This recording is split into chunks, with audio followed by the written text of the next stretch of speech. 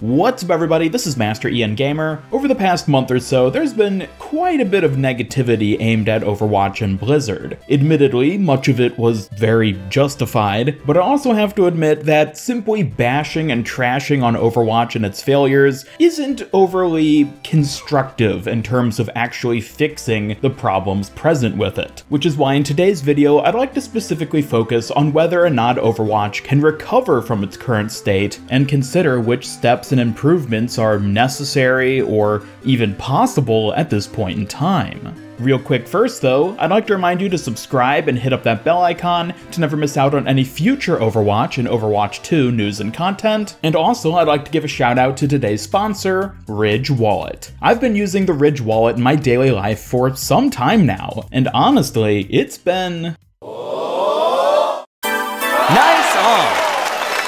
It holds up to 12 cards, plus cash, all while boasting a cool compact design that puts other wallets to shame. Constructed of sturdy metal, the Ridge Wallet comes with a lifetime warranty, and on top of that, it comes in a variety of colors, from carbon fiber to burnt titanium, and my personal favorite, 18-karat gold plated. But wait, there's more. You can get a cool 10% off your own Ridge Wallet by going to ridge.com/MasterIanGamer and entering the code MasterIanGamer.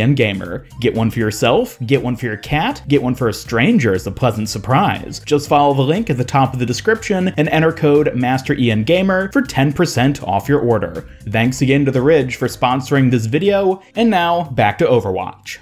So to start off this video, let's ask the question of whether or not Overwatch even can recover. And honestly, I think the answer is undeniably yes. I'm entirely convinced that many people who currently are just completely disinterested in Overwatch would come right back if Blizzard so much as just pushed out some kind of significant, interesting content update. The biggest issue Overwatch has really been having over the past couple years is simply the lack of content. Minimal new heroes, barely any new maps, and just not much new to really get excited about in the game itself. Sure, we've had a number of cosmetic updates and some nice feature improvements, like the addition of crossplay, but overall, those just aren't really big, tangible updates that can really pull back people and get a number of players reinvested in the game. So, all Blizzard has to do to fix that issue then is release more significant content, right? Well, yes, but unfortunately, Overwatch 2 kinda makes that a bit of an issue. As I've discussed in plenty of past videos, Overwatch 2 is taking up the lion's share of development from the Overwatch dev team because it's the big sequel. It's the big project they're working on that hopefully is going to reinvigorate life into the Overwatch franchise. Any of the big content changes, such as new maps and new heroes, are being developed specifically for Overwatch 2 at this point. And due to how fundamentally different Overwatch 2 is going to be, what with the 5v5 PvP and all the PvE content it'll be containing, Blizzard unfortunately isn't able to give us any of the content they're working on for Overwatch 2 early in Overwatch 1. So in terms of having a big content release that brings back a ton of players, the release of Overwatch 2 is the only real solution. We're not going to get that massive content drop until the release of the sequel, so ultimately the only thing that could really save the Overwatch franchise at this point is Overwatch 2, which, of course, we're still waiting for. However, that's not to say that there aren't a number of smaller things Blizzard could be doing in the meantime to help maintain interest in the Overwatch franchise, and in a lot of ways, even build up hype for Overwatch 2. And sure, there are a few things Blizzard has been doing, such as the aforementioned cosmetic updates with the new skins and other things as part of the Overwatch League or Hero Challenges, but there's still much more Blizzard could be doing, specifically when it comes to a category of content which I refer to as external content. External content is content which helps to flesh out the Overwatch franchise, but isn't specifically in the game itself. And the first kind of this external content, which I think Blizzard has really been dropping the ball on over the past year, is communication. Communication, as you might imagine, is simply the devs telling us what the heck they're doing. We've had a couple notable instances over the past year where they actually gave us some solid information about Overwatch 2, specifically being BlizzConline back in February and the PvP livestream and Overwatch 2 update we got back in May.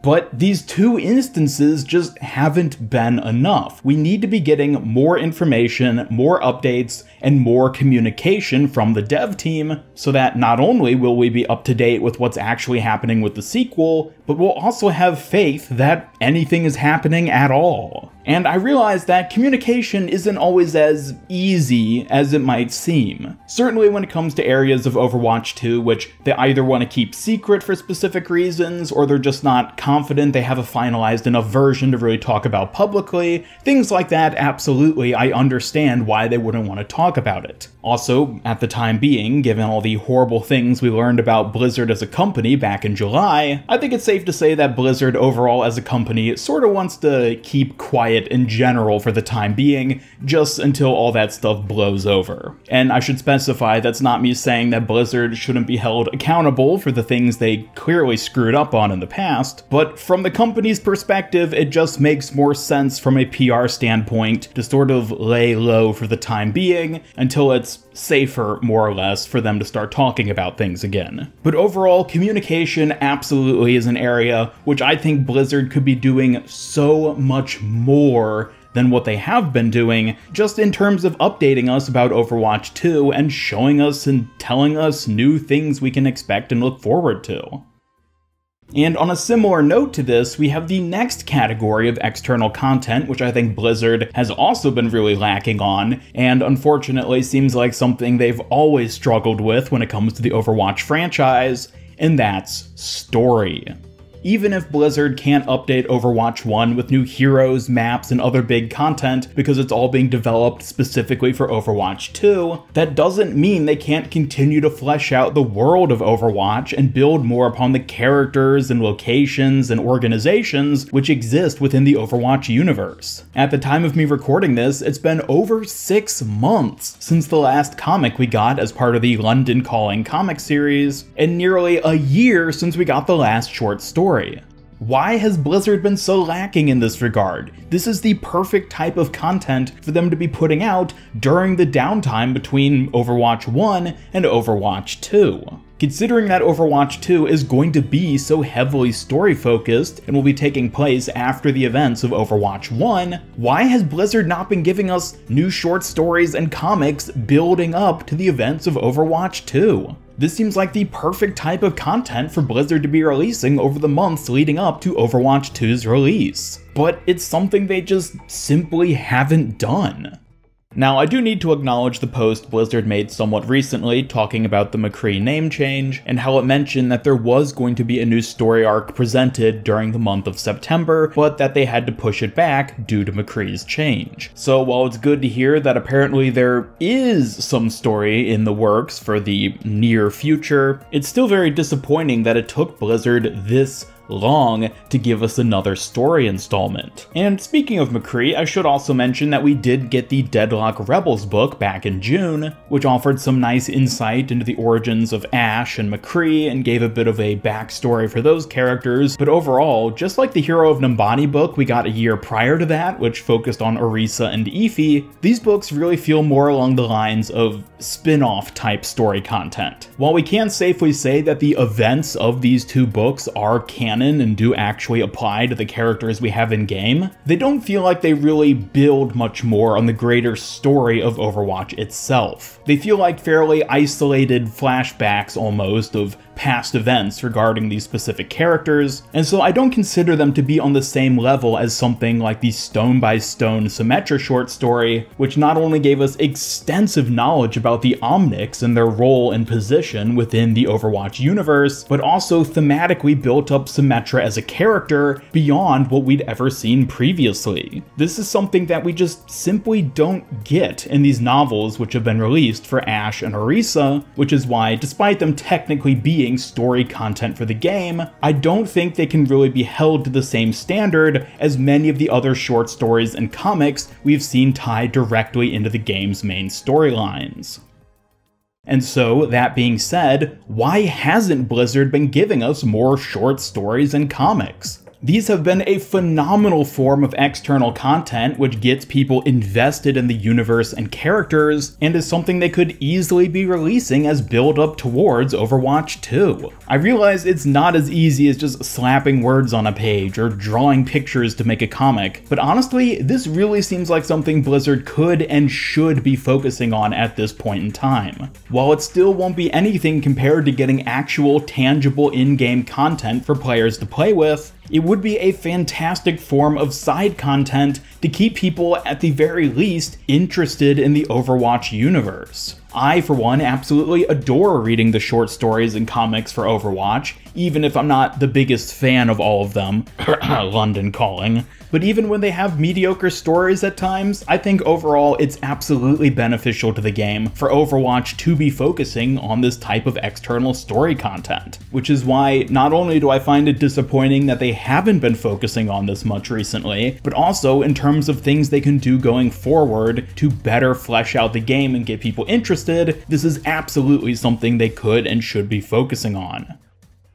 And the last bit of external content I would like to discuss in this video is one which, honestly, I think most people kind of overlook for the most part, but in my opinion does still have a significant role in keeping people interested in the Overwatch franchise, and that's merchandise. Overwatch for its first few years had a ton of different merchandise. From clothing, to gaming chairs, to statues and figurines, to posters, and all sorts of other merch, there was a ton of stuff for players to purchase to show their love for Overwatch. And I don't know if anybody else has really noticed this over the past year, but there really hasn't been any new Overwatch merch coming out. Now, admittedly, this likely, at least to some degree, has something to do with the 2020 pandemic, which of course interrupted a ton of supply and production chains, thus stagnating a ton of production for merchandise and the like across the board. So in that regard, I understand. And I guess I should also note that certainly when it comes to the story content and communication, those were likely also impacted by the pandemic just because it basically upheaved everything. But focusing back on merchandise specifically, it does seem sort of strange to me that there really hasn't been a bunch of new merchandise coming out over the past year or so. Heck, we still have yet to see a Funko Pop for Echo or Sigma, both of which are heroes who've been out well over a year at this point, with Sigma having been out for more than 2 years now. While it might seem a bit nonsensical to complain about the lack of merch, given that there isn't much interest in the game, since why would people buy merch if they're not interested in the game? Overwatch as a game has a massive fan base and audience of people who don't even play the game, but just like having the merchandise and they like the characters and the stories and whatnot as part of that external content stuff. So that's why it seems weird to me that there hasn't been a ton of new merchandise. Sure, you can still get some of the old stuff, which still seems to be in production, but it doesn't seem like there's been any big new releases in the merch department. And maybe that has to do with Overwatch 2, given how the franchise is essentially going to be rebranding with the release of the sequel. Maybe they just don't want to release a bunch of new figurines or artwork or posters or whatever featuring the Overwatch 1 designs for the heroes when they're about to become irrelevant with the release of Overwatch 2 and all the new designs that the heroes will have with that game. So maybe Overwatch 2 is ultimately responsible for why we haven't seen much new merch recently, but still, I think Blizzard should be focusing on that at least a little bit. Heck, if nothing else, it's a great way for them to make more money, which Lord knows Blizzard is always looking for ways to do that. So expanding their merch catalog, or at the very least pushing and promoting the merchandise they already have, seems like an easy thing Blizzard could be doing to maintain interest, or at least promote the existence of and remind people that Overwatch exists. So in closing for this video, can Overwatch recover from its current dreary state? Yes, absolutely. Overwatch 2 is their best bet at achieving this, but given that it's still fairly off in the distant future, in the meantime, Blizzard should be focusing on communication, fleshing out the story with the characters in the universe, and give us some more merch, as all of those will help to keep Overwatch feel relevant between now and the release of the sequel. But these have just been my thoughts on the state of Overwatch and how it might recover over the months ahead, but let me know your thoughts on all this by dropping a comment down below. below. Do you think Overwatch can still recover prior to the release of Overwatch 2? Or do you think the franchise is just outright dead and that nothing is ever going to make it as great as it was back in the good old days? Also, don't forget to head to ridge.com/MasterIanGamer and use code MasterIanGamer to get 10% off your order. Thanks again to The Ridge for sponsoring this video, and be sure to subscribe, follow me on Twitter, hit up that bell icon, and come join my Discord server to hang out and never miss any of my future Overwatch content. Special thanks to my YouTube channel members who help make these videos possible, and if you'd like to join them to earn some cool rewards, then just hit that join button down below. Otherwise, this is Master Ian Gamer signing off, and until next time, have a great day.